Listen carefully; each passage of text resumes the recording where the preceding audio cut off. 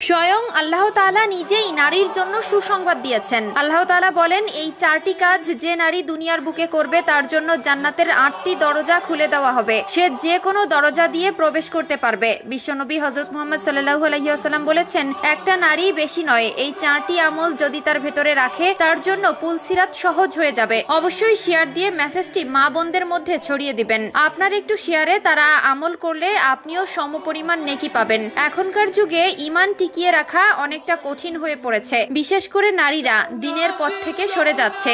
এই 4টি আমল যদি কোনো নারীর মধ্যে থাকে তার জন্য জান্নাত ওয়াজিব হয়ে যাবে এবং জাহান্নাম হারাম হয়ে যাবে। অবশ্যই ভিডিওটি সম্পূর্ণ দেখবেন এবং এই 4টি আমল ঠিকমতো করার চেষ্টা করবেন। আল্লাহ আপনাকে সাহায্য করবে। প্রিয় দর্শক, আপনাদের কাছে একটি প্রশ্ন, কবরে আমাদেরকে কয়টি প্রশ্ন করা হবে? অবশ্যই মুসলিম হলে কমেন্ট করে জানাবেন। আমরা পাপ করতে ভুলি না, কিন্তু আমল করতে ঠিকই ভুলে যাই। সুদ, ঘুষ, হারাম, জেনা, ব্যভিচার ইত্যাদি পাপের সাথে জড়িয়ে আছি, কিন্তু এই 4টি আমল যা নারীকে হাসরের ভয়াবহতা থেকে রক্ষা করবে। তো চলুন বেশি কথা না বলে শুরু করি আজকের ভিডিও। 1 নম্বরে, যে নারী 5 ওয়াক্ত নামাজ সময় মতো আদায় করবে তার জন্য জান্নাতের 8টি দরজা খুলে দেওয়া হবে। যে নারী পুরুষ 5 ওয়াক্ত নামাজ আদায় করে তারা দুনিয়ার সকল পাপ থেকে নিজেকে হেফাজত করতে পারে। তারা যখন পাপ করতে যায় তখন তাদের মনে আল্লাহর ভয় জেগে ওঠে, যে জন্য পাপ থেকে নিজেকে সরিয়ে রাখতে পারে। 2 নম্বরে, যে নারী রমজানে রোজা রাখবে। পুরুষের চেয়ে জাহান্নামে নারীর সংখ্যা বেশি থাকবে, কারণ নারী হলো ফিতনা সৃষ্টিকারীর একমাত্র লক্ষ্য। মূলত এখানে নারীকে দোষ দেওয়া হয়নি।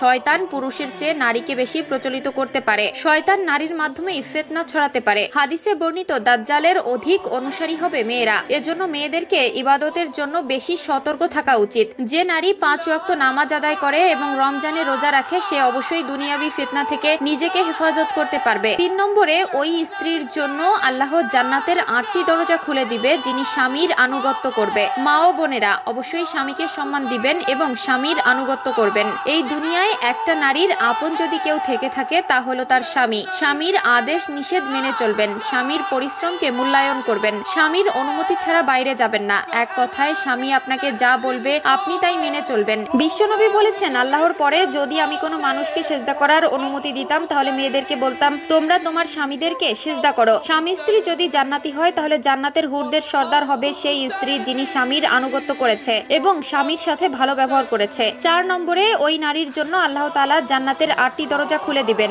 যে নারী নিজের লজ্জা স্থানের হেফাজত করবে। প্রিয় মা ও বোনেরা, অবশ্যই পর্দা করবেন এবং ইসলাম মোতাবেক চলবেন। নারীর সম্মান আল্লাহ তাআলা নিজে দিয়েছেন। নারীর সম্মান প্রিয় নবী সাল্লাল্লাহু আলাইহি ওয়াসাল্লাম দিয়েছেন। নারীর সম্মান পুরো মাখলুকাত দিয়েছে। আপনি নিজেকে সস্তা আইটেম বা মডেল বানিয়ে নিজেকে জাহান্নামের দিকে ধাবিত করবেন না। আপনার রূপ সৌন্দর্য একমাত্র আল্লাহ তাআলার পছন্দ মতোই তৈরি করা হয়েছে, যার জিম্মাদারি আপনার স্বামী। অবশ্যই নিজের লজ্জাস্থানকে হেফাজত করবেন এবং অশ্লীলতা থেকে দূরে থাকবেন। আল্লাহ তাআলা আমাদের সবার সহায় হোক। আমিন।